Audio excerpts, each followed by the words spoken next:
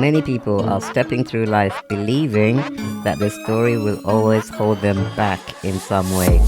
And I can totally relate because I have been there too, believe me. What I wish I had in those moments was a reference point, someone or something to help me believe that even the darkest parts of my story was shaping me into the person I was always meant to be.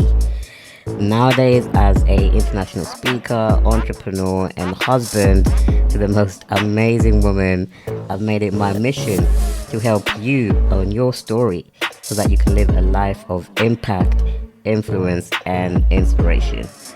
I'm Winston Ben Clements, and this is Born to Win.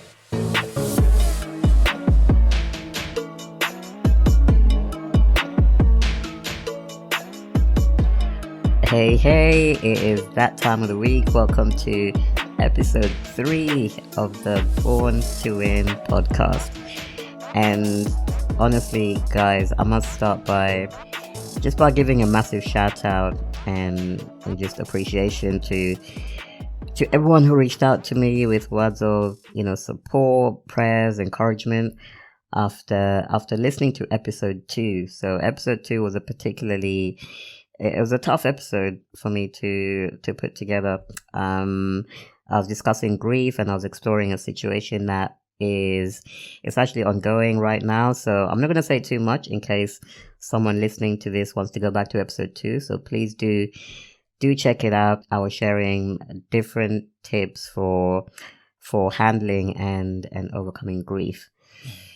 Okay, cool. So today's episode, and actually this episode was kind of inspired by some of the feedback and some of the reaction that I got from episode 2. One thing that I kind of started to unpack when I was discussing grief was this idea, this concept, which I think resonated with a lot of people with regards to how a tragedy can create clarity. So, we have these moments of, tragedy, devastation, loss. On many occasions, this is actually when many things begin to crystallize for us. This is when we begin to see clearly the things that are truly important, the relationships that are truly important, and perhaps where we should be reprioritizing things in our lives. And that's something that I touched on in the last episode, but I'd like to maybe go a little bit deeper on that, because from the reaction that I got, it seems that this is an interesting area for many people who were listening to this. And maybe a good way to do this is for me to, again, Born to Win is all about stories and storytelling and owning your story. So I'll start with a story as well in this episode. And just to take it back a little bit, so before becoming a international speaker, a trainer, basically doing the work that I do today, I actually used to have a full-time job, right? I was employed, worked for different companies full-time. And to be honest, I was really blessed because the companies that are on my CV, most of them are massive, global corporations. And I was really lucky to have those experiences. Primarily, my area was within the financial services and tech industry. So that's kind of the areas that I worked in when I was full-time employed. And I guess it might be useful to share a bit about how I landed in those jobs. So if I take it back for a moment even further, so, growing up with a disability, was, I guess, basically it made it that I was more inclined to have certain interests over other interests. So, for example, being 3 foot tall and confined to a wheelchair, it wasn't likely that I was going to get picked for the football team or the basketball team. So sport, as much as I love sport, wasn't, an area that I got to explore perhaps as much as I would have liked because of my situation. But one area that I did get to that was interesting for me was I'd always been interested in technology. So even from a young age, I was the guy who, if something broke in the house, and I'm talking like way, way back when I was maybe 6 or 7 years old, like the TV, we had one of those old TVs from the 90s, and the ones where the picture would get all fuzzy from time to time, and someone would have to kind of like slap it on the side or on the back, and sometimes that would fix it.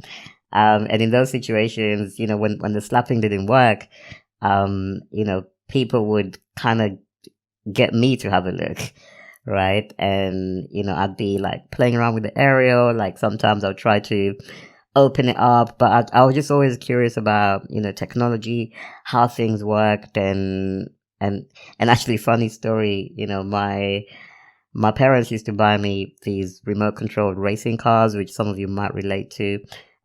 So you'd have this remote, you put some batteries in it, and then you'd be able to operate like this toy racing car.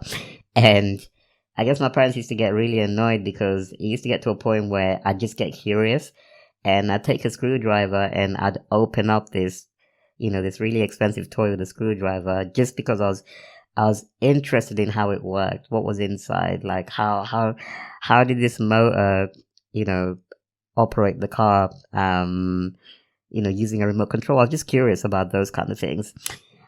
Anyway, I'll say all this to say that, for me, technology was always interesting. And so when I went to school, I guess I followed that curiosity a little bit. So I was always interested in anything that was, mathematical, engineering, science as well, was interesting when I was younger. And kind of skipping a bit. So when I got to university age, I wasn't really sure what I wanted to do. I knew I wanted to do something technical because I didn't see myself doing something quote unquote creative. Although I did like to draw when I was younger, but anyway, that's a separate story. So for me, choosing a degree in computer science was, the natural progression, from, based on all the things that I'd sort of taken an interest in growing up. And so I went to uni, I did computer science, and then after uni, this is when I stepped into, full-time work, initially working for a massive, investment bank, really, exciting role, within the technology team there. And then kind of like, doing that for a couple of years, and then moving to another few companies, big corporations, like I said, and, just having the whole corporate experience, working my way up the ladder, you know, seeming to be successful, from a perspective of the world. So, if you looked at me in those days, had a good name, had good names on my CV, was getting paid quite well for someone in their early 20s. And so in the eyes of the world, I was doing, Winston was doing pretty good, right? And so it got to a point, so I'd been in this, full-time career, and sort of working my way up. And it reached a point, and I think it was around 2015, 2016, around that time. I'm going to say 2016, when I had this very interesting 6 months, right? So I call it interesting. Actually, I should just call it catastrophic, because it was almost a perfect storm for me within this 6 months. So first of all, in that 6 months, I was in a relationship with someone. I'm now, very happily married, but at the time I was in a relationship, and that relationship basically ended in a really heartbreaking way for me. So I was heartbroken because this relationship that I'd really pinned my hopes on at the time it just kind of fell apart, to be honest. That's just no other way to put it. And so here I am, like healing from this heartbreak in 2016, and thinking, oh my God, life is so tough. When a business I was in, so I was in a full-time job, but I also had a bit of a side hustle thing going on with my friends, two people, and there was a situation that arose within the friendship group, and so basically that fell apart as well. So the friendship group kind of collapsed, and so did the business. So now I've got these two things happening at the same time. I'm heartbroken, and and this little side business that I had going on, kind of fell apart. And then to kind of add insult to injury, and this is when I'm truly thinking, oh my God, surely, it cannot get worse than this. It cannot get worse than this. And of course, they say that some people believe that bad things come in threes.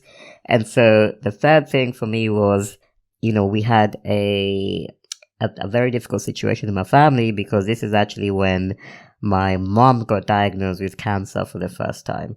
So again, a very, very challenging experience for me, for my family. And honestly, it just felt like my whole world was on fire at the time. Right. And honestly, now that I look back on it, and, I've had obviously a few years to reflect and process what was happening back then, it was one of those times when it felt like, there'd been, all of these explosions, explosions in my relationship, my business, my family life, everything was on fire. And then all of a sudden it was like there was silence, right? It was silence. And I remember in that moment of silence, because I actually took a bit of time off to support my family at the time, because my mom wasn't well after her diagnosis, and she needed to start having treatment. So I took a few days off here and there to support my family. And in that few days, it kind of gave me maybe the first opportunity since I'd started working in corporate, the first opportunity that I'd ever had to just pause everything and literally just devote myself to being there for my family. But the additional byproduct that came from this was I also had time to just reflect overall on my life and really think about just many different things, and really question what I wanted my life to look like after this explosion, right? And I remember one sort of innocuous thing that happened during that reflection was a friend of mine. She was getting herself into personal development, and I remember she sent me some YouTube links. I think it was Tony Robbins, and just a few other links as well, motivational speakers. And I'll be honest, at the time I was quite skeptical of anything to do with personal development and self-help. But for some reason, I guess she caught me in a moment when I was more receptive than I typically would have been. And I just started kind of exploring and watching, these videos, and which sort of led me to, starting to read more about self-help, and just over time, I started to develop a new perspective, right? And the other thing that happened also was, this was a time when I also reconnected with my faith. So for me, my faith is a big part of who I am. I'm a Christian. I believe in God, and I've always felt, throughout my life, throughout the challenges that I've had growing up with a disability, and having to perhaps navigate life in a different way to most people, or maybe I should say to navigate life in my own way. I've just always had the sense that God was with me, right? And so this time of reflection also became a time for me to reconnect with my faith in God, and a reminder also of the God-given gift that I always believed that my disability was. So I've always had a sense that my situation wasn't actually a burden, and that God would use it as a way to bless others, right? And so I kind of had the opportunity to reconnect with that once more, right? And so this is all good. So this is all like shifting in a positive direction. So remember, I had that, that moment when things felt really tough for those few months, in almost all areas of my life. But now this was almost like the light at the end of the tunnel. Things were looking promising, right? But now I had a problem, right? So, as things started to settle down, situation at home started to improve. My mom started to get a bit better. And now it's time to sort of return to my old life. It's time to just get back in the old routine, go back to work, and just kind of get back into doing the things that I used to do prior to all of that, tragedy, explosion stuff happened, right? And the trouble is, I now had a bit of a problem because returning to my old life felt really difficult, because I had now, it's almost like I was seeing life through a completely new lens, right? So everything that I was doing previously almost fell out of alignment and out of sync with this new version, with version 2.0 of Winston, right? And the way I can compare it is, my old job and my old friends were, they were great. I can't really complain, because I've been blessed to have, so many good people and so many good opportunities come to me. But it was almost like, now that I had this new lens, it just didn't feel like home anymore. My old life did not feel like home anymore. And maybe the way I can relate it to you, it's almost like you could be traveling, and you could be on holiday, staying in a 5-star hotel, and things could feel good, could feel great in the moment, but it gets to a point where you start missing home, right? And so, because I had this new lens, even though my current friends and my current job were great on paper, I always had this sense of, this isn't home for me. I know where home is, or I have more of a sense as to where home is, and I feel like it's in that direction of my calling, where I should be using my situation to bless others, or to create some positive change in this world. And so, going back to that point about how about how tragedy can bring clarity. Perhaps you might recall a time when you hit rock bottom, right? And you might recall that there was something that came out of it, like some kind of new lens, in a similar way to what I experienced. And so you may have seen a difference when you tried to return to your old life, because you now had a new perspective. Or you might not. You might be listening to this right now and thinking, actually, Winston, nope. That wasn't me. When the tragedy happened, it was just a tragedy, and I was able to go back to my old life. And that's cool as well. That can happen too. But even in that scenario, I suspect, at the very least, when we have these big moments that happen in our lives, at the very least, it will make you question something about how you have been living your life, or something about the choices that you've been making, thus far, right? And honestly, I believe we all experience this reawakening, if I can call it that, this reawakening at some point in our lives. And unfortunately for many people, for me as well, this reawakening came from a moment that could be labeled as a tragedy in my life. It was actually a series of tragedies, like I mentioned earlier. And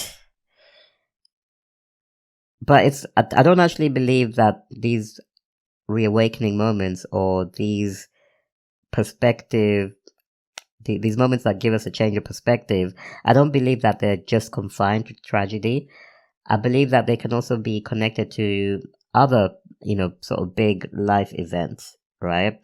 Um, and it could even be from changing a career, right? So you change your career and you actually realize that, wow, this is, what I was meant to be doing. This feels so much more aligned than every job, every career experience I've had up to now. Or it could be just through meeting someone, whether it's a friend or a relationship, or it could even be through something that affects the entire world, like COVID-19, right? But once you have this big moment, this big change, and you start to, and you have the opportunity to take a step back, to reflect, and maybe get more of a sense of who you want to be or what you want to do, then it's very difficult to pull yourself away from that, right? Because there's always going to be that lingering question in the background if you ignore it. So it's going to be like, okay, so what if, for me it would have been, okay, so I, what if I do try and use my story to be a blessing to others in some way, right? So if that would have been a lingering question if I didn't act on it. And for you, that might be, what if I didn't launch that business, or what if I didn't try to or what if I tried to become a singer? What might that look like? Right? So you'll always have that nagging feeling in the back of your mind that you should be, or you should be at least exploring something different, right? And so for me, honestly, it proved more and more difficult to reintegrate back into my own life once I had a sense of this new vision of how I could be this person who is utilizing my story and my gift in the way that God intended me to when he put me on this earth. And so every day when I was going to work, and when I was doing something that wasn't feeling aligned, it honestly just felt like a self-betrayal. And again, this is not because of who I was working for, or what I was doing, but it's because I now had a sense of what my calling was, my purpose, right? And by the way, I don't want people to take this as Winston saying everyone should go and quit their job, or go and change your friends. But I guess what I'd want you to consider is, if you've ever had these moments where the way you're living your life today no longer feels like home, right? No longer feels fully aligned, then I would just encourage you to pay attention to that, right? Because usually there's something there that needs to be looked at. And one way of sort of doing this could just be as simple as discussing it with your friends, with your loved ones, or if you're somebody who loves to write, you could journal and see some of the things that come up for you when you start to make this exploration. I know in the pandemic, we've been in a pandemic for, over 6 months now. And I know during this period, lots of people have used the extra time that we've all had to reflect, to to reconnect with some of the things that make their hearts sing, some of the things um that felt more like home, that felt more aligned. I know people who started doing more writing, started doing more poetry, took the opportunity to be outdoors with nature, spend more time with family, all of these things that perhaps we don't get to do when we're in a rat race, when we're in, the fully fledged, fast-paced life that we all had prior to the pandemic, right? And so that is my encouragement to you, to simply allow yourself to see what else is out there. Simply allow yourself to explore, and hopefully by taking these very small steps, they will eventually lead you to a place that feels more like home. Anyway, I think I'll leave it there for today, and perhaps in a future episode I'll talk a bit more about how I made that leap, how I made that transition from being quote unquote successful in the eyes of the world to being successful in my own eyes. And this only came through operating more in my calling, by operating more in my purpose, and honestly by operating more in that place that feels more at home. Okay, that is a wrap. Thank you so much for listening. And by the way, Born to Win is now on Facebook, on Instagram, YouTube. In fact, what I do is I'm gonna make sure I drop the link in the show notes. And please do follow and share this episode.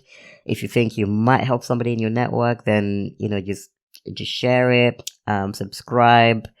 And actually, I'd also love to hear one thing that you take away from this episode, because this episode is, for me, it's a really important episode, especially in the time that we're in at the moment, when having a purpose has, for me, never been more important.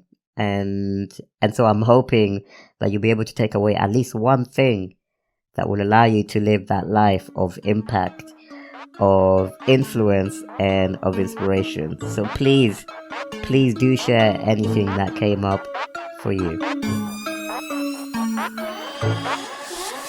Thank you so much for hanging out with me today. And by the way, if you're listening on Spotify, Apple, or some other kind of app, and you got some value from today's episode, then I'd absolutely love if you could drop me a quick review. Until next time.